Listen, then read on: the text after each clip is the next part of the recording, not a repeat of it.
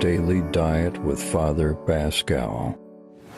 A story was told about a very rich wealthy man and a poor woman. This wealthy man was so rich, and wherever he passed through the vicinity of the community, he goes on convoys and numerous number of cars ahead of him. And lies by the road was a woman who made a living from the little shoes she sold by the roadside. On a fateful day, this man's car hit this woman and turned down all her wares and her produce. This man got so angry, he came out of the car. He rained down insult on this woman and asked her, "Do you know who I am? Do you know the meaning of what you just did?" And lo and behold, this woman was so courageous that she bent down, looked for a portion of sand that she picked from her hands, and poured it on the ground, and asked the man, "You see this sand? You are just but dust. That's what you are." In fact, it's interesting to know that humility comes from the Latin humus, which means soil, humus soil. And this speaks of our nothingness in the world. We must embody humility. In Sirach chapter 3, the sage gives us a golden key for life. He said, "My child, conduct your affairs with humility, and you'll be loved more than a giver of gifts." That the greater you are, the more you must humble yourself. Centuries later, in Luke chapter 14, we saw Jesus Christ echo the same truth at a banquet.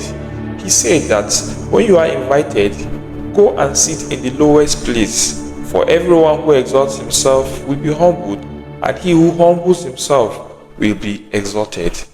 Now put together, these readings from the first reading and the second reading form a symphony of wisdom, that the path of humility is the only path that leads to honor in God's eyes. Now, our world celebrates self-promotion. It's all about push yourself forward, claim your space, fight for recognition, titles, positions, and applause. How people clap for you in society. But the scripture flips this around and turns it the opposite.